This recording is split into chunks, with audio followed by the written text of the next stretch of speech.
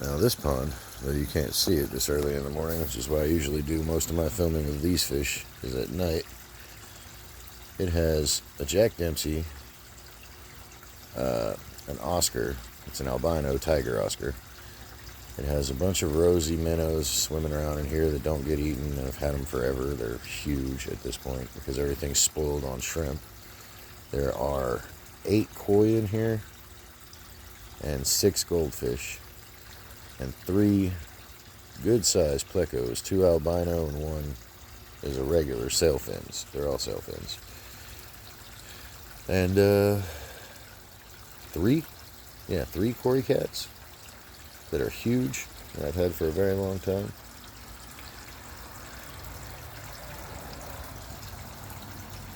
I mean, you can see them back there if you look close enough. They all hide under the plants during the day. But there's also 2 turtles in here.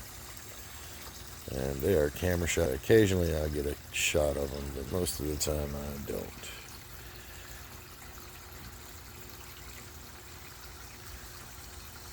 But they're in here. As a matter of fact, they were sitting on the rocks as soon as I came out the door. They jumped in the water to hide.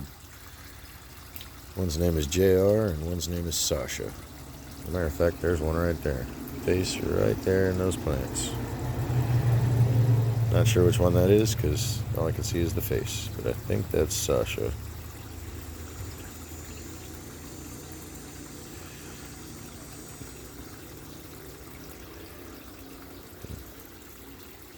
I just tossed some shrimp in there hoping they'd come out and move around, and they're starting to.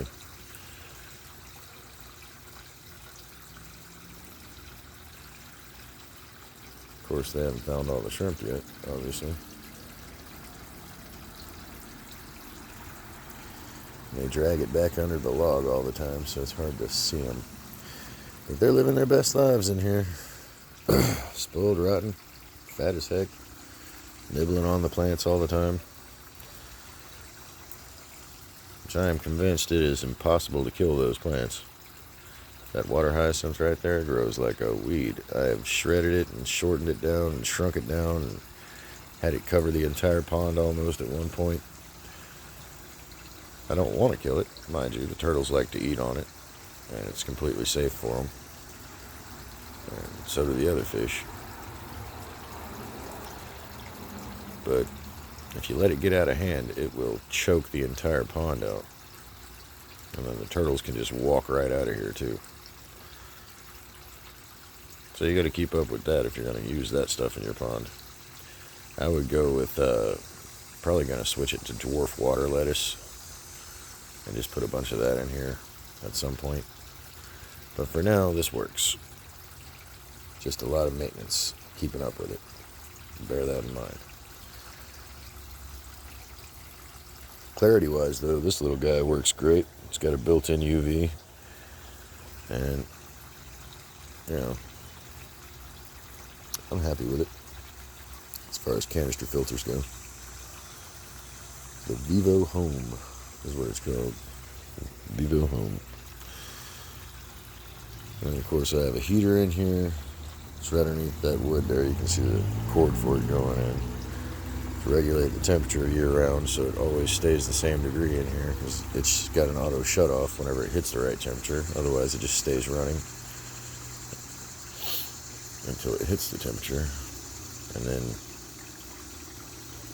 continuously runs if need be. We'll be adding a dual heater for the winter time that does not shut off to maintain the water not freezing.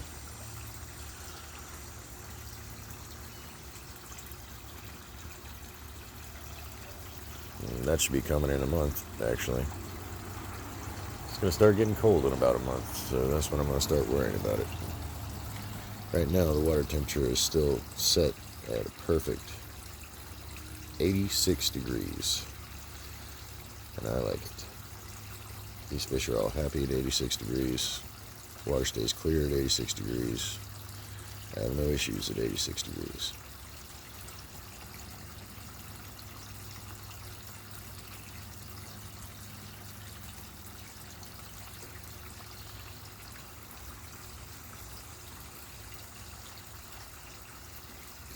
And that's the pond.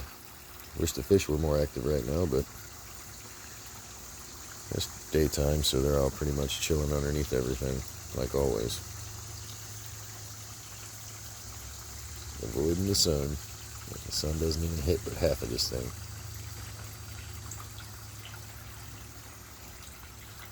For most of the day, anyway. Anyway, everybody have a nice one. God bless.